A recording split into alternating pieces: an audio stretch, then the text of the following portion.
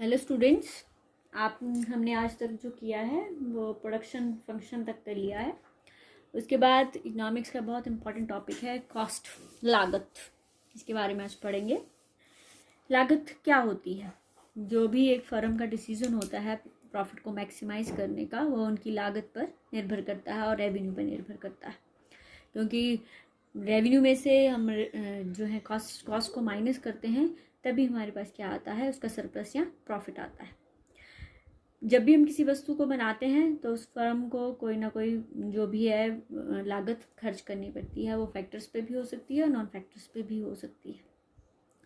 जो भी हम फैक्टर या नॉन फैक्टर इनपुट्स पे जो पैसा खर्च करते हैं, नॉर्मली वो क्या कहलाया जाता है? कॉस्ट ऑफ प्रोडक्शन कहलाई जाती है। तो हमारे पास बहुत सारे कंसेप्ट्स हैं कि कौन कौन सी किस किस प्रकार की कॉस्ट है। कॉस्ट का मतलब सिंपली क्या है? लागत की, वस्तु को बनाने की लागत। लेकिन उसकी डिफरेंट उसके different views means different concepts हैं। कोई मनी कॉस्ट है, कोई अपॉर्चुनिटी कॉस्ट है, कोई प्राइवेट कॉस्ट है। तो इन सभी के बारे में आज हम पहले पढ़ेंगे, फिर उसके बाद पढ़ेंगे कॉस्ट का बिहेवियर कैसा होता है, शॉर्ट रन में, लॉन्ग रन में, फिक्स्ड, वेरिएबल। तो ये सारी चीज़ें आज हम जो है इसमें पढ़ेंगे। तो हमारा चैप्टर है थ्योरी ऑफ कॉस्ट्स। तो कॉस्ट वैसे है क्या? कॉस्ट है the money spend in terms of in order to produce the goods is called as that is your cost of production। ठीक है। जनरली जो हमारी कॉस्ट है वो हमारे पास क्या कहलाई जाती है? मनी कॉस्ट कहलाई जाती है। The amount spend in terms of money for the production of commodity is called as money cost. जो भी कॉस्ट का मतलब है हमारे पास, जनरली उसका मतलब क्या होता है? मनी कॉस्ट, मौद्रिक लागत। मान लो आपने एक वस्तु को बनाने के लिए 60 रुपये खर्चे हैं, तो वो 60 रुपये आपकी क्या कहलाई जाएगी? मौद्रिक लागत कहलाई जाएगी। मनी कॉस्ट में हमारे पास जो आता है, हमने जो वेजेस दी हैं लेबरर्स को, या इंटरेस्ट दिया है लोन पे, या हमने बिल्डिंग ली हुई है किराए पे, उसका रेंट है, हमने रॉ मटेरियल मशीनरी पे जो खर्चा किया है वो भी इसमें इंक्लूड किया जाता है। इंश्योरेंस है, टैक्सेस है, payment for power, light, fuel, stationery, transportation, सारा खर्चा ये क्या कहलाया जाता है? That is called as money cost. तो मौद्रिक लागत जो धन के रूप में हम वस्तु को बनाने के लिए खर्च करते हैं, वो हमारे पास क्या कहलाई जाती है? मनी कॉस्ट कहलाई जाती है। उसके बाद आती है वास्तविक लागत, रियल कॉस्ट। रियल कॉस्ट क्या होती है? The mental and physical efforts and the sacrifice undergone with the view to producing a commodity are its real cost. एक व्यक्ति के द्वारा एक वस्तु को बनाने के लिए जो उसने अपने मानसिक या शारीरिक जो श्रम किया है, उसको उसकी क्या कहलाई जाती है? वास्तविक लागत कहलाई जाती है। वास्तविक लागत मतलब जो उसने पेन उठाई है, डिस्कम्फर्ट उठाया है, डिसयूटिलिटी की है अपनी वस्तुओं को बनाने के लिए, तो वो उसकी क्या कहलाई जाती है? वास्तविक लागत कहलाई जाती है। मान लो वास्तविक लागत मीन्स, मान लो एक कुम्हार है, उस कुम्हार ने पैसे तो खर्चे, लेकिन उसको खर्च करने के लिए उसने उस घड़ों को बनाने के लिए 8 घंटे लगाए हैं। 8 घंटे में जो भी उसने श्रम किया है वो उसकी क्या कहलाई जाएगी? वास्तविक लागत कहलाई जाएगी। The exertion of all different kinds of labor that are directly or indirectly involved in making it, together with the abstinence or rather the waiting required for saving the capital used in making it, will be called the real cost of production of commodity। जो real cost है, वास्तविक लागत है, उसको हम धन के रूप में व्यक्त नहीं करते हैं, बल्कि ये उसके द्वारा किया गया श्रम है, उसके द्वारा उठाया गई क्या है? डिस्कम्फर्ट है, उसके द्वारा किया गया जो त्याग है, वो क्या कहलाया जाता है? उस वस्तु की लागत कहलाई जाती है। ये जो है सब्जेक्टिव कंसेप्ट होता है, और इसकी प्रैक्टिकल लाइफ में इतना ज़्यादा कंसेप्ट जो है इतना ज़्यादा महत्व नहीं है, क्योंकि हम रियल कॉस्ट की जो है वो अकाउंटिंग ट्रीटमेंट नहीं करते हैं। ठीक है। फिर आती है accounting cost. Accounting cost refers to the cash payment which firms makes for the factor and non-factor input, depreciation and other bookkeeping entries। जो हमारी अकाउंटिंग लागत है, लेखांकन लागत है या बिजनेस लागत है, ये मतलब वो पेमेंट्स हैं जो एक फर्म जो है अपने फैक्टर के लिए या नॉन फैक्टर इनपुट्स के लिए करता है, या डेप्रिसिएशन के लिए करता है, या अदर बुक एंट्रीज के लिए करता है, तो वो क्या कहलाया जाता है? अकाउंटिंग कॉस्ट कहलाया जाती है। अकाउंटिंग कॉस्ट में आउट ऑफ पॉकेट एक्सपेंसेस भी हो सकते हैं, हिस्टोरिकल कॉस्ट भी हो सकती है, डेप्रिसिएशन हो सकते हैं, या अदर जो हमारी बुक कीपिंग एंट्रीज होती हैं वो सारी क्या कहलाई जाती है? अकाउंटिंग कॉस्ट कहलाई जाती है। आउट ऑफ पॉकेट एक्सपेंसेस का मतलब होता है जो हमने इमीडिएट पेमेंट देनी है अपने आउटसाइडर्स को। मान लो हमने वर्कर रखे हैं, तो वर्कर को जो पेमेंट दी जाएगी, या फिर हमने जो है रेंट पे किराया बिल्डिंग ली है तो उसका जो रेंट दिया जाएगा, ये क्या कहलाया जाता है? Out of pocket expenses. Historical cost क्या होता है, जो हमने एसेट को खरीदने के वक्त हमने खर्च किया था वो क्या कहलाई जाती है, हिस्टोरिकल कॉस्ट कहलाई जाती है। जो अकाउंटिंग कॉस्ट है वो बुक्स ऑफ अकाउंट में रिकॉर्ड की जाती है, इसको हम एक्चुअल कॉस्ट भी बोलते हैं, एक्विजिशन कॉस्ट भी बोलते हैं, एब्सोल्यूट कॉस्ट भी बोलते हैं, एक्सप्लिसिट कॉस्ट भी बोलते हैं और डायरेक्ट कॉस्ट भी बोलते हैं। तो सारी चीज़ें क्या कहलाई जाती है हमारे पास, अकाउंटिंग कॉस्ट कहलाई जाती है। फिर आती है हमारे पास अवसर लागत, अपॉर्चुनिटी कॉस्ट, जो इकोनॉमिक्स में बहुत इंपॉर्टेंट कंसेप्ट है। आपको पता ही है कि जो किसी भी जो कॉस्ट होती है वो एक जो आपने आगत है उसको जो यूज़ किया है उसकी क्या होती है, वैल्यू होती है। एक इनपुट की वैल्यू होती है क्योंकि ये क्या है, लिमिटेड है, दुर्लभ है। If we use the input to produce the good it is not available to, अगर हम उस आगत को किसी एक वस्तु के लिए उपयोग करेंगे तो दूसरी वस्तु का हमें क्या करना पड़ेगा, त्याग करना पड़ेगा। तो ये जो कॉस्ट किसी वस्तु की एक लागत होती है वो उसकी जो पैसा उसने खर्च किया है वो नहीं होता, बल्कि वो होता है जब हम उस वस्तु के लिए उसकी वो जो है लागत, वो वैल्यू है जिसका जो हम क्या करते हैं, त्याग करते हैं। ठीक है, अवसर लागत दूसरे सर्वश्रेष्ठ विकल्प की लागत है जिसका त्याग किया जाता है। ठीक है, जब हम एक वस्तु पर पैसा खर्च करते हैं तो मनी जो है जो हम खर्च कर रहे हैं वो अपने आप में लागत नहीं है, बल्कि ये हमारे पास क्या, ये हमारा माप है कि उस किसी दूसरी वस्तु जिसके लिए इसका उपभोग किया गया है उसका क्या है, ये माप है। The opportunity cost is the next best alternative which has been forgone, it is called as alternative cost. इसको हम वैकल्पिक लागत भी कहते हैं। इसको हम एक उदाहरण के साथ समझ सकते हैं।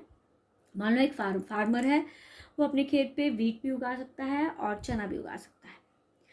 अगर उसने चॉइस की है कि उसने वीट उगानी है तो इसका मतलब वो किसका जो है त्याग कर रहा है, चने को। अगर हम उस चने को उगाते तो हमें उसके बदले में 1000 रुपया मिलता, तो जो वीट की अवसर लागत आई वो क्या आई, 1000 रुपया। तो इसलिए the price of the gram which has been forgone in order to produce is called as the opportunity cost of wheat. इसलिए वीट की अवसर लागत वो लागत है जिसका क्या किया जाता है, चने को उत्पादन करने के लिए त्याग किया जाता है। इसका मतलब है it is the revenue which has been forgone by not using the resources the next best alternative use, जिसका अपने उस यूज़ में प्रयोग नहीं किया जा रहा है, जो हमारे पास क्या है, सर्वश्रेष्ठ विकल्प था, लेकिन हम उसको क्या कर रहे हैं, त्याग कर रहे हैं। वो दूसरे जिस वस्तु को हम उगा रहे हैं उसकी क्या बन जाती है, अवसर लागत बन जाती है। ठीक है, इकोनॉमिक एनालिसिस में ये बहुत इंपॉर्टेंट है। अपॉर्चुनिटी कॉस्ट को हम जो है एक ट्रांसफर अर्निंग के कंसेप्ट के साथ भी समझ सकते हैं। Transfer earning, the amount of the money which any particular unit could earn its best paid alternative use, it is called as transfer earning। हस्तांतरण आय, हस्तांतरण आय वो आय है जो उसको एक अपने जो है प्रेजेंट ऑक्यूपेशन में मिलती है। वो उस प्रेजेंट ऑक्यूपेशन को कब तक नहीं छोड़ता, जब तक वो उसको जो है वो अमाउंट जो है वो प्राप्त नहीं होता है। इसको उसकी क्या कहलाई जाती है, ट्रांसफर अर्निंग कहलाई जाती है। मान लो एक वॉचमैन है, स्कूल में काम करता है, उसको वहाँ पर 1000 रुपया मिल रहा है। वो स्कूल की जॉब को छोड़कर तभी दूसरी जॉब करेगा जब उसको मिनिमम कितना मिलेगा, 1000 रुपया मिलेगा। तो ये जो अमाउंट 1000 रुपया है ये इसकी क्या कहलाई जाती है, ट्रांसफर अर्निंग कहलाई जाती है। तो जो हमारी अपॉर्चुनिटी कॉस्ट है इसके अंतर्गत एक्सप्लिसिट कॉस्ट और इम्प्लिसिट कॉस्ट दोनों ही इंक्लूड की जाती है। ठीक है, तो ये अपॉर्चुनिटी कॉस्ट का मतलब है अवसर लागत। अवसर लागत it is the cost of next best alternative, जो दूसरे सर्वश्रेष्ठ विकल्प की लागत है जिसका त्याग किया जाता है उसको हम क्या बोलते हैं, अपॉर्चुनिटी कॉस्ट बोलते हैं। फिर आती है हमारे पास सोशल कॉस्ट, सामाजिक लागत। जब हम वस्तु को उत्पादन करते हैं तो इसका जो है कुछ जो हार्म है वो सोसाइटी को मिलता है, तो जो हार्म सोसाइटी को मिलता है वो उसकी क्या कहलाई जाती है, सामाजिक लागत कहलाई जाती है। मान लो हमारे ने फैक्ट्री लगाई है, उस फैक्ट्री से धुआं उड़ता है, धुआं से जो है कौन सा प्रदूषण होता है, हमारा वायु प्रदूषण हो रहा है। इस तरह से वहाँ पर शोर होता है, शोर से क्या होता है, नॉइस पोल्यूशन होता है। तो ये सारे खर्चे हमारे पास क्या है, प्राइवेट ये कौन फर्में नहीं खर्च करती बल्कि कौन खर्च करता है, समाज के लोग। तो इसलिए इस लागत को हम क्या बोलते हैं, सामाजिक लागत बोलते हैं। फिर आती है private cost. Private cost is the cost which has been incurred by the individual firm in order to produce the commodity. एक प्राइवेट कॉस्ट क्या है, जो एक इंडिविजुअल फर्म को अपनी वस्तुओं को उत्पादन करने में लगाई जाती है उसको हम क्या बोलते हैं, प्राइवेट कॉस्ट बोलते हैं। प्राइवेट कॉस्ट में एक्सप्लिसिट कॉस्ट भी आती है और इम्प्लिसिट कॉस्ट भी आती है। अब मैं आपको बताऊंगी कि एक्सप्लिसिट कॉस्ट क्या होती है और इम्प्लिसिट कॉस्ट क्या होती है।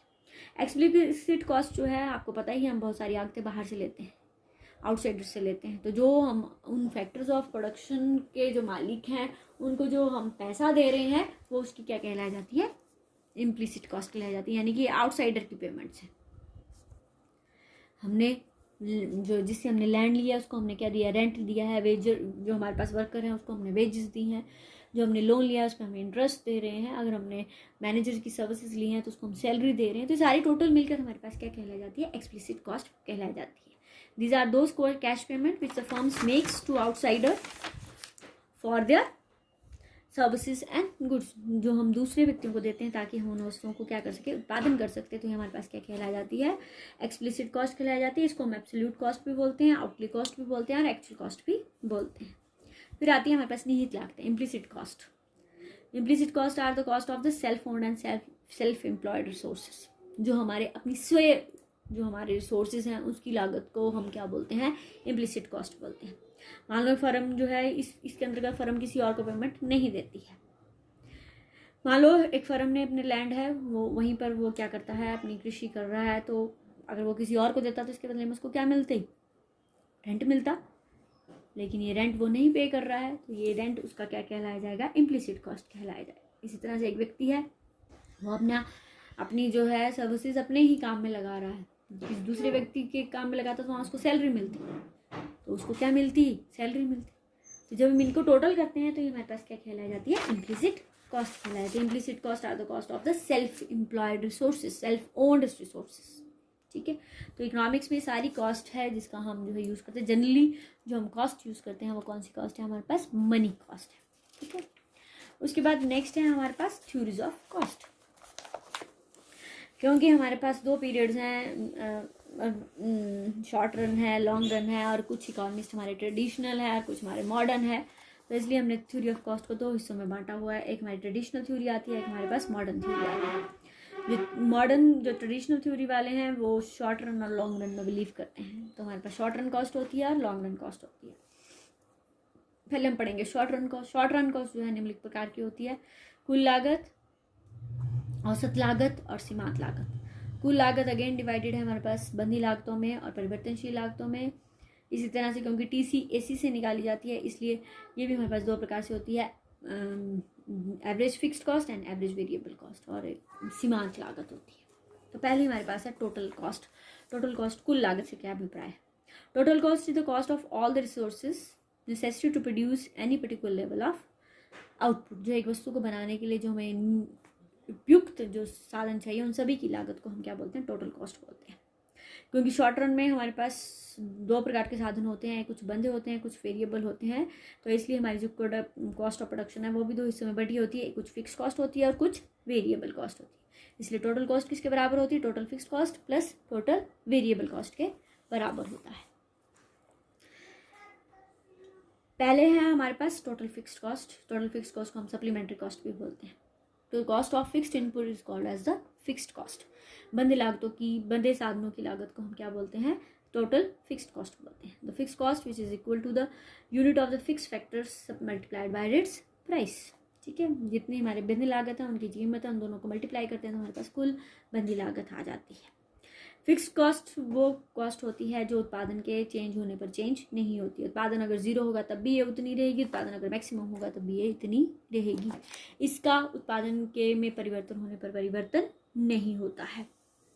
यहाँ पर मैं बताती हूँ, अगर हम उत्पाद देखो यहाँ पर हमारा टेबल दिया है 0 है तब भी हमारी फिक्स्ड कॉस्ट 10 है। अगर मैक्सिमम उत्पादन कर रहा है 8 तब भी हमारी फिक्स्ड कॉस्ट कितनी है, 10 है। तो इसलिए फिक्स्ड कॉस्ट वो कॉस्ट है जिसमें उत्पादन में परिवर्तन होने पर परिवर्तन नहीं होता है, एज इट इज रहती है। ये क्योंकि ये एज इट इज रहती है इसलिए अगर हम इसको डायग्रामेटिकली प्रेजेंट करें तो ये हमारे पास क्या है, ये यूनिट्स हैं और ये कॉस्ट है। ये हमारे पास OX एक्सिस है, ये OY एक्सिस है। OY एक्सिस को हमने कॉस्ट बताया है और यहाँ हमने यूनिट्स ऑफ आउटपुट बताए हैं। अगर हम 0 उत्पादन कर रहे हैं तब भी 10 रुपये हैं और अगर 8 कर रहे हैं तब भी 10 रुपये है। जो हमारा कर्व है वो कैसा है, पैरेलल टू OX एक्सिस है। फिक्स्ड कॉस्ट को हम सप्लीमेंट्री कॉस्ट भी बोलते हैं, इनडायरेक्ट कॉस्ट भी बोलते हैं, ओवरहेड कॉस्ट भी बोलते हैं, हिस्टोरिकल कॉस्ट भी बोलते हैं, अनअवॉइडेबल कॉस्ट भी बोलते हैं।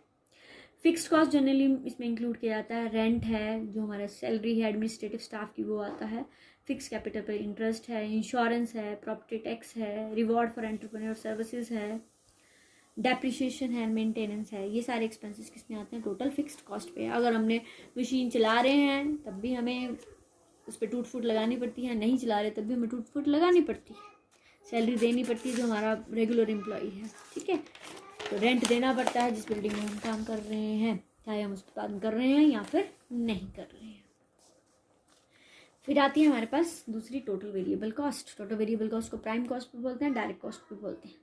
Total variable cost are those cost which are incurred on the variable factors. और क्योंकि वेरिएबल है तो इसलिए क्यों इसको वेरिएबल बोलते हैं? क्योंकि वो कॉस्ट जो उत्पादन में परिवर्तन होने पर परिवर्तित हो जाती है उसको हम क्या बोलते हैं? वेरिएबल कॉस्ट बोलते हैं। अगर उत्पादन जीरो होगा ये जीरो होगी, उत्पादन बढ़ जाएगा तो ये बढ़ती जाएगी।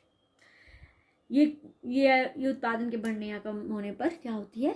बढ़ती या कम होती है, इसलिए इसको वेरिएबल कॉस्ट बोलते हैं, प्राइम कॉस्ट बोलते हैं, डायरेक्ट कॉस्ट बोलते हैं, अवॉइडेबल कॉस्ट बोलते हैं। इसके अंतर्गत हम रॉ मटेरियल पे खर्चा करते हैं, वेजेस ऑफ जो हमारे कैजुअल लेबर्स हैं उनको वेजेस देते हैं, इलेक्ट्रिसिटी चार्जेस हैं, वियर एंड टियर एक्सपेंसेस हैं, वो इसके अंतर्गत आती है। टोटल वेरिएबल कॉस्ट हमारे पास इस प्रकार से है 0 1 2 3 4 5 6 7 8। देखो अगर आउटपुट जीरो है तो ये भी जीरो होगी, और अगर आउटपुट बढ़ता जा रहा है तो ये भी बढ़ती जा रही है। इसका वक्र जो है ये ऊपर से नीचे की ओर होता है, ठीक है। On the axis there is output, on the axis cost, ये हम ऐसे बनाएंगे, ये हमारे पास TVC आता है, ठीक है। तो टोटल कॉस्ट किसका कॉम्बिनेशन है? Total fixed cost and total variable का। इसकी जो शेप है ये इनवर्स S जैसी होती है, ठीक है। इसका अभिप्राय क्या है? जैसे जैसे उत्पादन बढ़ता जा रहा है हमारी कॉस्ट भी क्या होती जा रही है? बढ़ती जाती है। उसके बाद what is the relationship between the total fixed cost, total variable cost and total cost? ये हमारे पास इस रिलेशन को हम टेबल के द्वारा दिखाते हैं। हमारा 0 1 2 3 4 5 6 7 8 आउटपुट है। टोटल फिक्स कॉस्ट तो आपकी सेम रहेगी 10 10 10 10। टोटल वेरिएबल कॉस्ट 0 10 18 24 28 32 ये हमारे पास दिया हुआ है। टोटल कॉस्ट कैसे आएगी? TFC प्लस DVC को क्या करेंगे? जोड़ेंगे। 10 प्लस 0 10, 10 प्लस 10 20 28 34 38 42 48 56 एंड 72। अब हम इसको डायग्रामेटिक रिप्रेजेंट करेंगे। फिक्स्ड कॉस्ट तो हमारी आपको पता ही है किसके पैरेलल होती है? OX एक्सिस के। TVC हमारे पास कहाँ से स्टार्ट होती है? यहाँ से, इनवर्स S। TC भी हमारी इसी शेप की होगी, लेकिन वो कहाँ से स्टार्ट होगी? OY एक्सिस से स्टार्ट होगी, ठीक है। तो ये हमारे पास 3 वक्र दिए हैं। अब हम इसका एक्सप्लेनेशन देखते हैं। Fixed cost is parallel to OX axis. क्यों पैरेलल है? क्योंकि आउटपुट अगर जीरो होगा तब भी ये इतनी होगी, आउटपुट अगर बढ़ता जाएगा तब भी ये क्या है? इतनी ही होगी। इसलिए ये हमेशा कैसी रहती है? एज इट इज रहती है। आउटपुट के चेंज होने पर इसमें परिवर्तन नहीं होता है। टोटल वेरिएबल कॉस्ट हमें पता ही है, आउटपुट अगर जीरो होगा तो ये जीरो होगी, आउटपुट अगर बढ़ेगा तो ये बढ़ती जाएगी, ये बढ़ती जा रही है। ये हमारे पास क्या है? Total cost curve. अब टोटल कॉस्ट कर्व इन दोनों का कॉम्बिनेशन है, इसलिए ये कहाँ से स्टार्ट होता है? हमेशा TFC से स्टार्ट होता है, ये जीरो से स्टार्ट नहीं होता। ये क्यों नहीं होता? क्योंकि TC कभी जीरो नहीं हो सकती, क्योंकि FC कभी जीरो नहीं होती। ये याद रखना, ये पॉइंट हमेशा यहाँ से स्टार्ट करना। और फिर ये क्या है? जिस तरह से हमारी TVC बढ़ती जा रही है उस तरह से TC भी बढ़ती जा रही है। अब हम ये देखते हैं कि दोनों एक दूसरे के क्या हैं? पैरेलल है, ठीक है। ये आगे हमें ऐसे जाके लगता है कि आगे जाके मिल जाएंगे, लेकिन ये कभी नहीं मिलेंगे, क्योंकि TC किसके बराबर है? TFC plus TVC। अगर TC में से TFC माइनस करेंगे तो हमारे पास क्या आता है? TVC आता है। या TVC TC में से क्या माइनस करेंगे? TVC आता है, तो क्या आएगा? TFC आता है। तो हमें ये लगता है कि आगे जाके ये दोनों मिल जाएंगे, लेकिन कभी नहीं मिलते, क्योंकि इन दोनों का डिफरेंस किसके बराबर होता है? फिक्स्ड कॉस्ट के बराबर होता है। तो ये हमारे पास क्या है? टोटल कॉस्ट है। उसके बाद नेक्स्ट टॉपिक है हमारे पास एवरेज कॉस्ट। एवरेज कॉस्ट औसत लागत। औसत लागत क्या होती है? औसत लागत एक प्रति इकाई लागत को हम क्या बोलते हैं? औसत लागत कहते हैं। Average cost is the cost per unit of output. इसको हम कैसे प्राप्त करते हैं? AC is equal to TC by Q। Q का मतलब है यूनिट ऑफ आउटपुट, ठीक है। क्योंकि हमारी AC किससे निकालते हैं? हम TC से निकालते हैं। तो जिस तरह से हमारी TC जो है 2 प्रकार की होती है, उसी तरह से AC भी 2 प्रकार की होती है। एक होती है हमारे पास AFC और दूसरी होती है हमारे पास AVC, average fixed cost and average variable cost. Average fixed cost is the per unit fixed cost. AFC किसके बराबर होती है? जब हम TFC को किससे डिवाइड करेंगे? Q से डिवाइड करेंगे तो हमारे पास क्या आ जाएगी? AFC आ जाएगी। डायग्रामेटिकली देख लो इसको, ये हमारा आउटपुट है, ये TFC, और यहीं से हम क्या निकालेंगे, AFC निकालेंगे। 1 2 3 4 5 6 7 8। TFC आपको पता ही है 10 10 10 के बराबर ही रहती है। AFC आपके पास, इसको डिवाइड करो इससे, कैसे निकालेंगे, 10 5 3.3 2.5 2 1.7 1.4 1.2। डायग्रामेटिकली बताओ उसको कैसे करेंगे। यहाँ पर AFC आएगी, यहाँ पर आउटपुट 1 2 3 4 5 6 7 8, ये यहाँ से स्टार्ट होगी और ये नीचे की ओर जाती जाएगी। इसको एक्सप्लेन करते हैं। AFC जो हमारा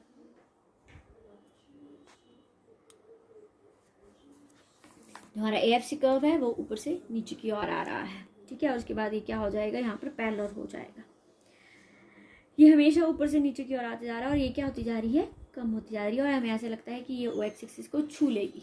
AFC कभी भी इसको तभी छुएगी जब ये 0 होगी, लेकिन ये कभी भी 0 नहीं होती है, क्योंकि फिक्स्ड कॉर्ड कभी भी 0 नहीं होती है, ठीक है। और जो AFC की शेप आती है वो हमारे पास कौन सी आती है, रेक्टेंगुलर हाइपरबोला आती है, क्योंकि because area of each rectangle drawn under rectangle hyperbola is the same and each such area shown total fixed cost which is constant। जो हमारी fixed cost है वो क्या है, constant है। fixed cost constant है ना, स्थिर है। हम इसी से हम AFC निकाल, इसलिए जो हमारा डायग्राम बनेगा वो कैसे बनेगा, रेक्टेंगुलर हाइपरबोला बनेगा। उसके बाद नेक्स्ट है हमारे पास average variable cost. Average variable cost क्या है, it is the variable cost per unit of the output. प्रति इकाई परिवर्तनशील लागत को हम क्या बोलते हैं, उस इकाई की एवरेज वेरिएबल कॉस्ट कहते हैं। एक जो यूनिट है हमारा, उसकी जो वेरिएबल कॉस्ट है उसको हम क्या बोलते हैं, एवरेज वेरिएबल कॉस्ट बोलते हैं, ठीक है। इसको भी हम कैसे निकालते हैं, AVC is equal to TVC over Q। Output TVC and AVC।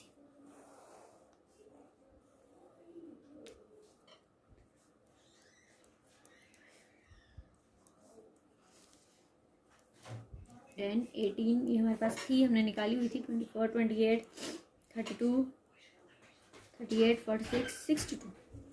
इसको साथ डिवाइड करेंगे, 10 9 8 7 6.4 6.3 6.6 7.8। ये हमारी एवरेज वेरिएबल कॉस्ट है। उसकी शेप ऐसी होगी, यू आकार की होगी, ठीक है, ऊपर से नीचे की ओर होगी। वो क्यों होगी, क्योंकि आउटपुट के बढ़ने पर हमारी वेरिएबल कॉस्ट क्या है, पहले गिरती जाती है, फिर स्टेबल होती जाती है, फिर क्या होती जाती है, बढ़ती जाती है, ठीक है। तो ये हमारे पास क्या है, एवरेज वेरिएबल कॉस्ट है। अब हम AC निकालेंगे यहीं से। AC is the per unit cost of the output. AC कैसे निकलती है, TC डिवाइडेड बाय Q। ये हमने निकाली हुई है, ये हमारा आउटपुट है। देन ये हमारी AFC है, ये हमारी AVC है एंड ये हमारी AC। 1 2 3 4 5 6 7 8। AFC है वो हमारे पास है 10 5 3.3 2.5 2 1.7 1.4 1.2। ये हमारे पास दी हुई है 10 9 8 7। ये हमने निकाला हुआ है, जो हमने अपने निकाला था उसी को लिखना है हमने यहाँ पर। और AC हमारे पास निकलेगी 20 14 11.3 9.5 8.4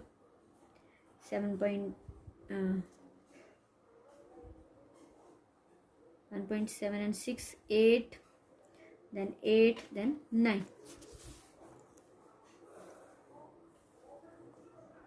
OX and OY यहाँ एवरेज कॉस्ट, आउटपुट। अगर हम इसको ऐसे करेंगे तो ये हमारे पास क्या आएगी, AC and AC is U shaped, ठीक है। जो हमारी AC है वो कैसी है, यू शेप्ड होती है, जिसके बाद में एक्सप्लेनेशन बताऊंगी कि why AC is U shaped. बहुत इंपॉर्टेंट क्वेश्चन बनता है हमारे पास। और फिर एक इसका लास्ट कंसेप्ट है हमारे पास, क्या है, मार्जिनल कॉस्ट, सीमांत लागत। सीमांत लागत क्या है, it's the cost of producing additional output. It is the change in the total output due to the production of one more unit of production. ठीक है, वन मोर यूनिट और less unit of production, there is a change in total cost and that change is called as marginal cost. ठीक है, MC किसके बराबर होती है? TCn minus TCn minus 1. मैंने आपको जब हमने वहाँ प्रोडक्शन वो किया था उसमें भी बताया था कि एवरेज प्रोडक्शन. उसी तरह से इसका कंसेप्ट भी है, delta TC by delta Q. ठीक है, तो हम इसका ये भी यहीं से निकलती है. कैसे निकालेंगे? Output TC 1 2 3 4 5 6 7 8 28 34 38 42 48 56 and 72.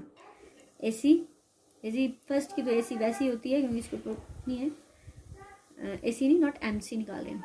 28 minus 28 6, 38 minus 4 4, then 6, then 6, then 8, then 16.